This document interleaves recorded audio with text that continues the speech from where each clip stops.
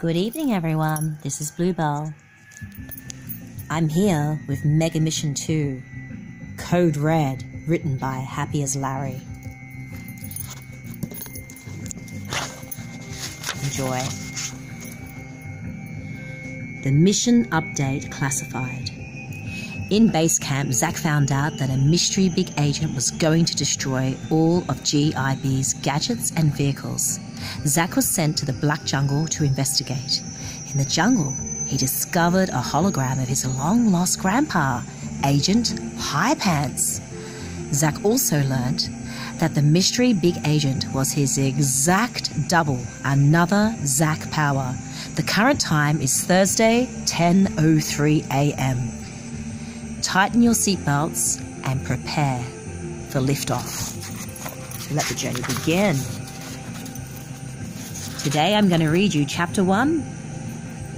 Please subscribe and tune in for all the other chapters through to Chapter 10 in this amazing book. Zack Power's eyes flashed open. He'd been dozing, but a strange noise had woken him up. It took him a second to remember that he was in a rescue chopper. There were two other choppers flying alongside his. Zack was on the way back to GIB. The GIB headquarters, he was with the agents he had rescued from the Black Jungle. He stretched out his arms and he yawned. I just need 5 minutes more sleep. There was another blast. Their helicopters were under attack. Oops.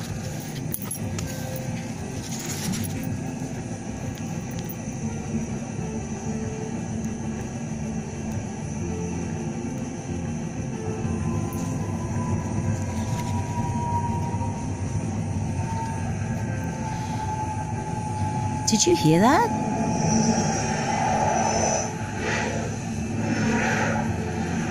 Okay, I'm definitely awake now, Zack thought, trying to peer out of the window. He caught a big glimpse of the big agent's jet. It was just behind them. The big agent! Cried out Agent Cougar as their helicopter dodged left. He's just behind us in his jet! You think? Said Zack, rolling his eyes. The helicopter rattled. Another blast from the big agent's electromagnetic cannon lit up the morning sky. It just missed them. The big jet scored a direct hit on the helicopter to Zack's right. The chopper shuddered and it started to fall out of the sky. All of its systems fried. Zack watched it tumble downwards, towards the ocean.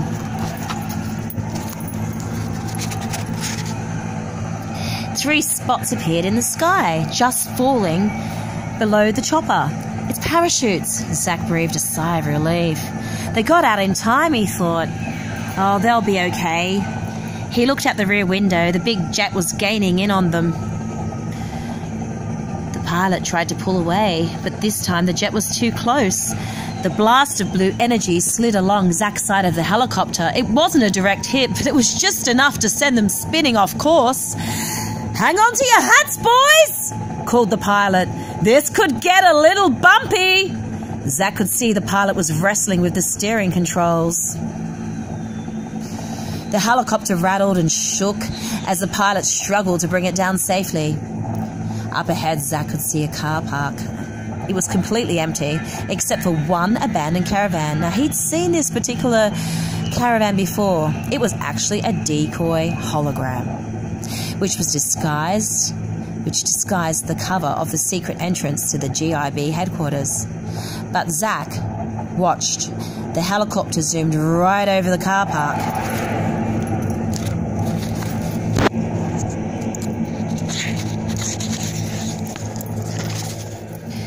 Zack said to the pilot, "You missed the entrance." Don't you think that an agent big boss would be too happy if I flew the chopper in this big right in through the front door? Come on, he said. You just sit tight. We'll take the heavy vehicle entrance, all right? The helicopter gave another lurch. Assuming we make it that far, the pilot added. Zack looked around, trying to catch sight of the big agent's jet. It seemed to have disappeared. So had the 3rd GIB chopper. Zach's helicopter swung around to the left, and a little clump of trees were in view. The pilot brought them down to a stop high above the trees. He hit a button and the helicopter started dropping downwards. Zach held on tight as they jerked towards the ground. At the last second, the trees disappeared, revealing a wide, open tunnel. More holograms, Zach thought. Normally, the tunnel would have easily been big enough for a helicopter to fly through. Their helicopter was acting more like a bull at a rodeo than a finely tuned GIB vehicle. Bucking and shaking, the chopper crashed down through the tunnel. It scraped the steel walls, sending sparks flying. The tunnel opened out into the massive storage area, and it filled with row after row of high-tech jets, cars and bikes.